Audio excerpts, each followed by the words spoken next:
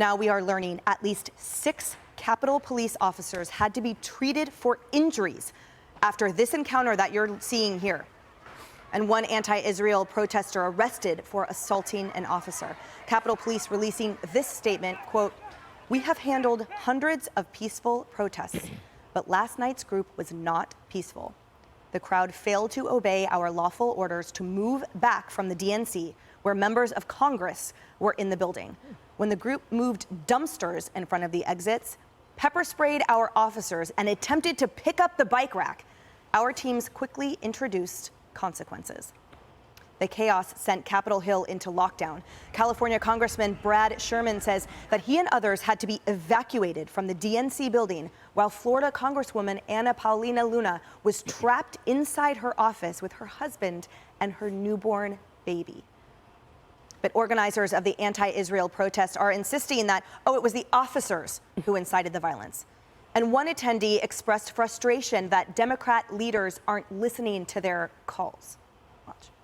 The folks in that building tonight, the folks in Democratic leadership have not been listening to the 80% of us from our diverse communities that support a ceasefire and to stop this genocide of Palestinians.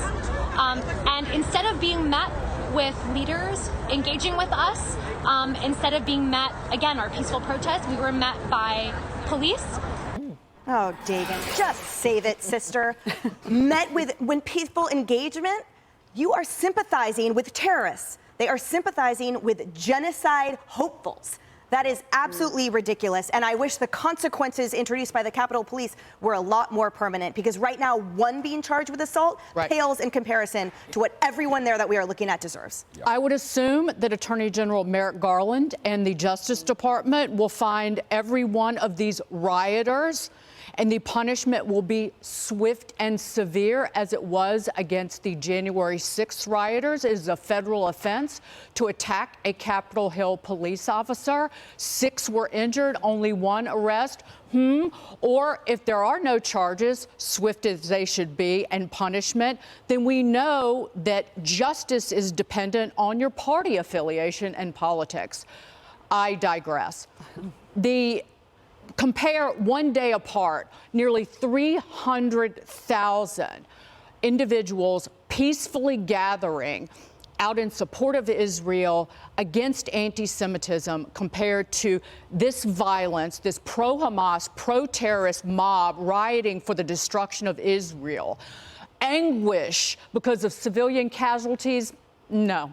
There was no anguish when Hamas massacred Jewish babies and children and women and families. No, this is a performance to demonize Israel and get the world to turn against Israel and the Jewish people. It is nothing but, and who is funding it? The same people who are behind communist China, who are really just essentially against the West and for jihad and the destruction of America. That's what they're rioting for. And Tammy, let's be clear. It's never legal to block roads. The Bay Area has a population of almost 8 million people after, of course, the decline after Newsom ran it into the ground during COVID. So blocking all lanes of the Bay Bridge right now is a significant, illegal, and also catastrophic and potentially dangerous situation that they call themselves peaceful. There is nothing peaceful about that level of disruption, and there's nothing peaceful about sympathizing with terrorists. Yes, this is, of course, years in the making. This has been messaging about what laws are going to be enforced, whether the police exist, if you're going to be let out of prison, if you're even going to go to prison. The signaling over the years through the Democratic Party, the nature of what's been happening on the ground leads to this, but more. But it leads to more.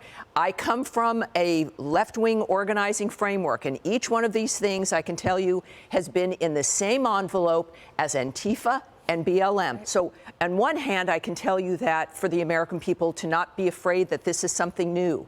It's not new.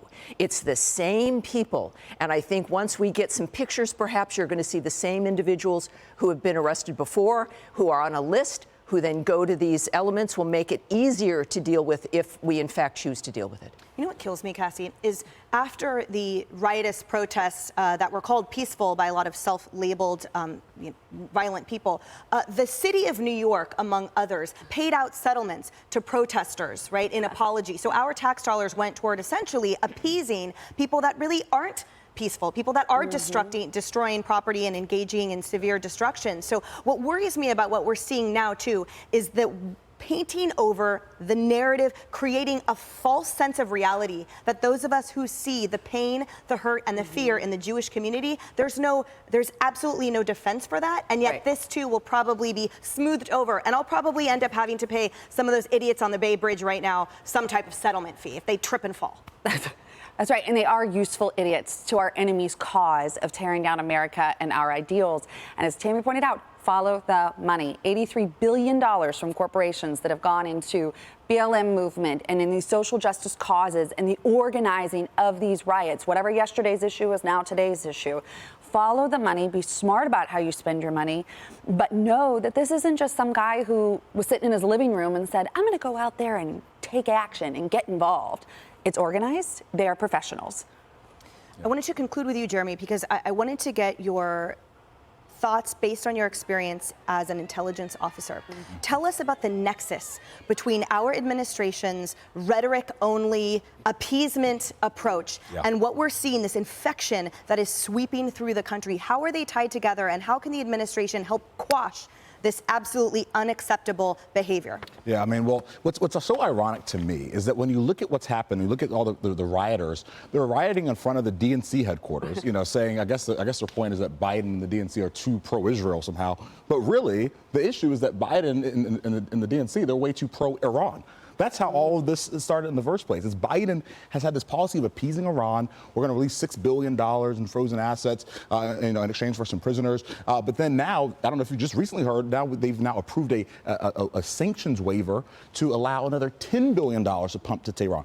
And these are the people who funded the attacks on Israel on October 7th that led to all this. These are the people, the same murderous regime in Iran, same people who have funded lots of these proxy forces that are attacking American troops around the world.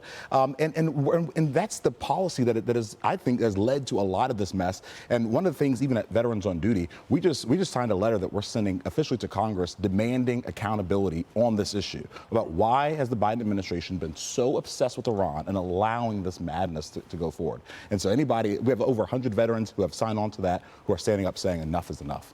And you absolutely represent, by that letter, by those calls for accountability in some form or fashion, the majority of Americans, as we're learning now from the latest Fox News polls, which reveal the country's real thoughts, their true thoughts on President Biden's response to the war on Israel.